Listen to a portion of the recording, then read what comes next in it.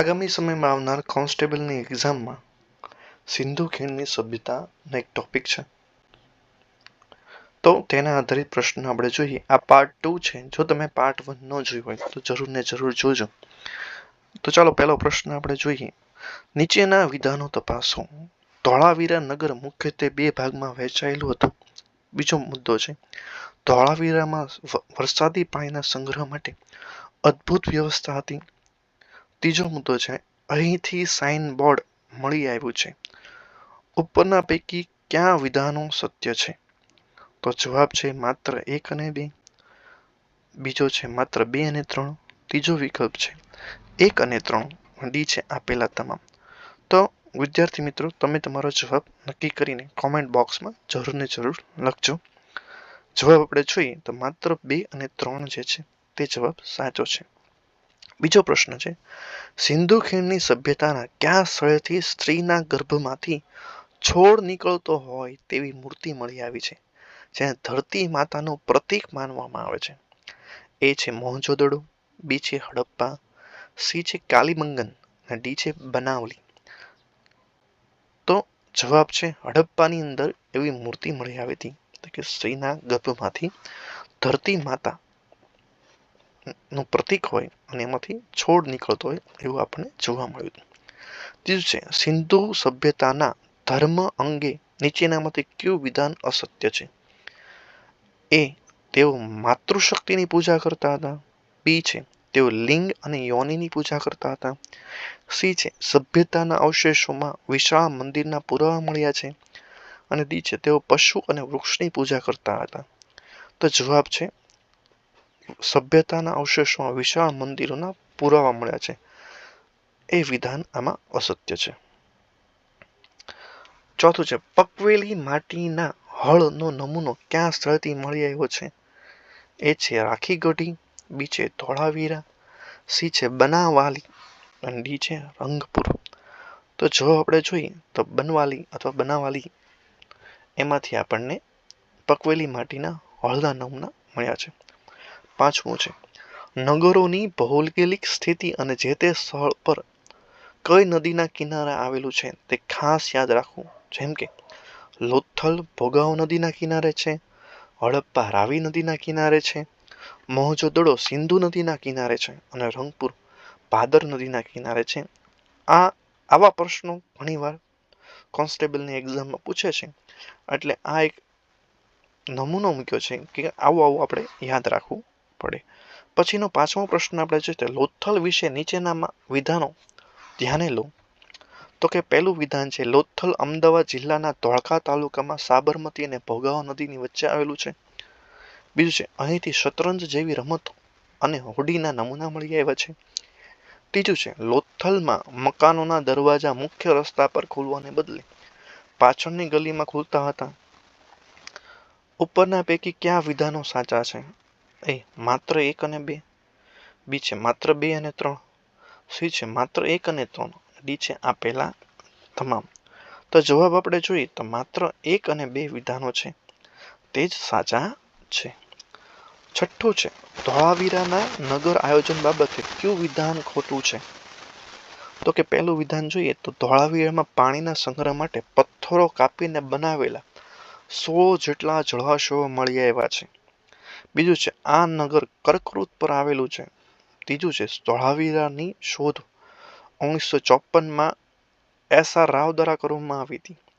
અને ચોથું અને અંતિમ છે, અહીંથી સ્ટેડિયમ અને પથ્થર પર કોતરણી કરેલા નેમ પ્લેટના પુરાવા મળ્યા છે.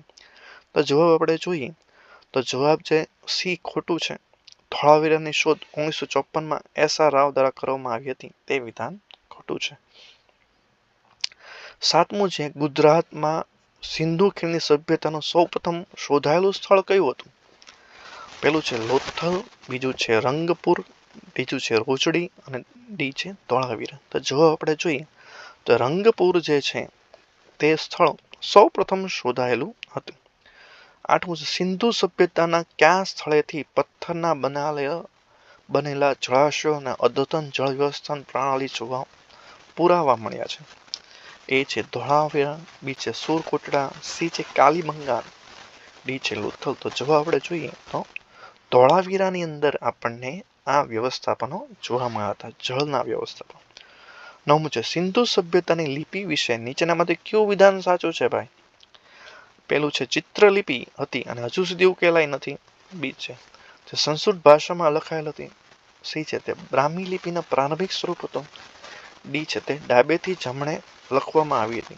તો જવાબ આપણે જોઈએ તે ચિત્રલિપિ હતી અને હજુ સુધી ઉકેલાઈ નહોતી. અને સૌથી વધુ શબ્દ યાદ રાખજો, એમ અંદર સૌથી વધુ જે ચિત્ર હતું તે માછલીનું ચિત્ર જોવા મળ્યું છે.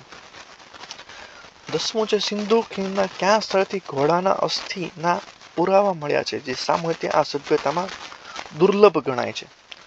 એ છે સુરકોટડા, બી છે ચન્હુદડો, સી છે રોજડી, ડી છે કાલીબંગા. તો જવાબ આપણે જોઈએ તો સુરકોટડા છે એમાંથી ઘોડાના અસ્થિઓ આપણને જોવા મળ્યા છે. 11મું સિંધુ સભ્યતાનું ચન્હુદડો શહેર કઈ વિશેષતા માટે પ્રખ્યાત હતું ભાઈ? તો યાદ રાખજો, એ સૌથી મોટું સ્નાનાગાર, સૌથી મોટા બંદર તરીકે, માત્ર કિલ્લાબંધી વગરનું શહેર કે અગ્નિવેદીઓ માટે? તો જવાબ આપણે જોઈએ તો કિલ્લાબંધી વગરનું શહેર એ જોવા મળ્યું હતું. એમાં કોઈ કિલ્લાબંધી જોવા મળી નહોતી. 12મું છે સિંધુ સભ્યતાના લોકો કયા દેશ સાથે વેપાર કરવા માટે દિલમુન એટલે કે બહેરીનને મધ્યસ્થ કેન્દ્ર તરીકે વાપરતા હતા?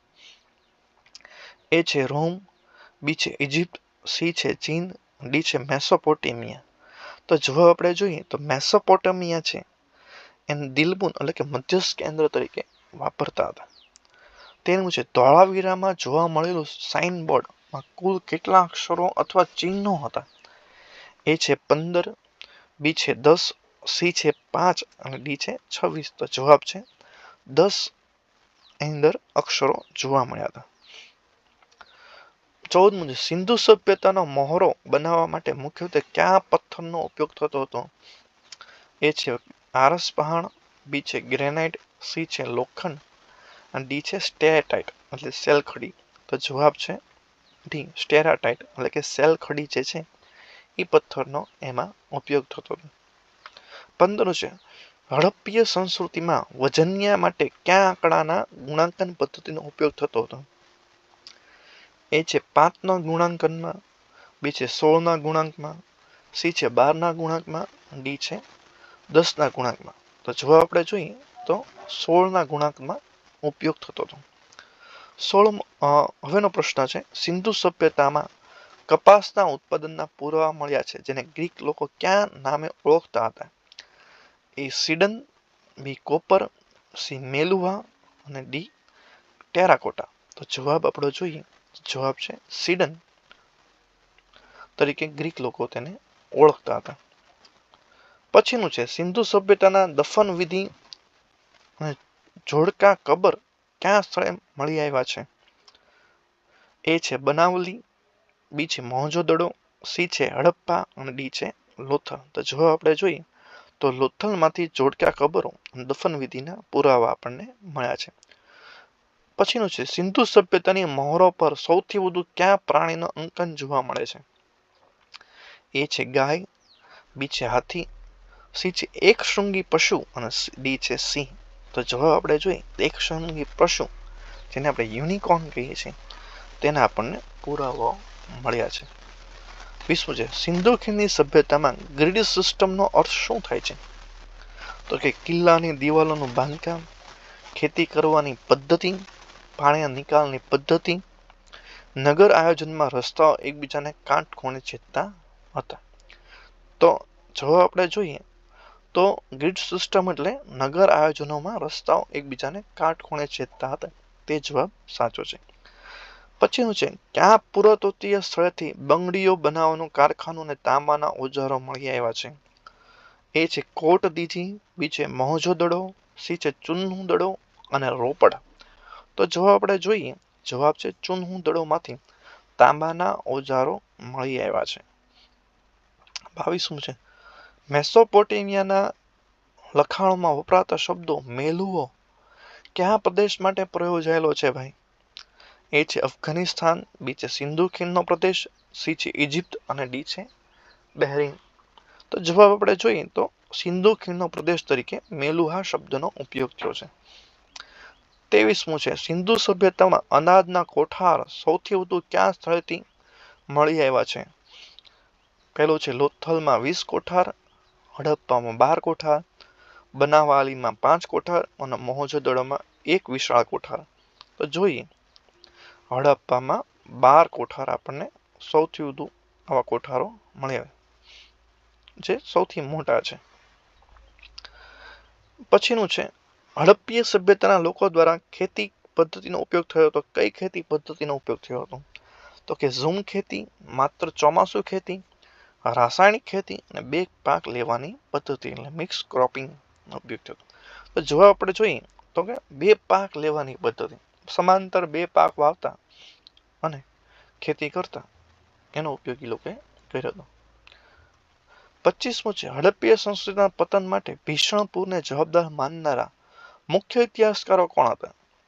એ છે રોબર્ટ રાઇક્સ, ઓરેલ સ્ટેઇન, મોર્ટિમર વ્હીલર અને જ્હોન માર્શલ. તો જો આપણે જોઈએ તો એ છે રોબર્ટ રાઇક્સ, એ એનો જવાબ છે. વિદ્યાર્થી મિત્રો, જો તમને અમારો વિડીયો ગમે તો ચેનલને લાઇક, સબસ્ક્રાઇબ અને શેર જરૂર કરજો. અને તમારા જે બીજા કોન્સ્ટેબલ મિત્રો છે તેને પણ અમારો વિડીયો જરૂર ને જરૂર મોકલજો.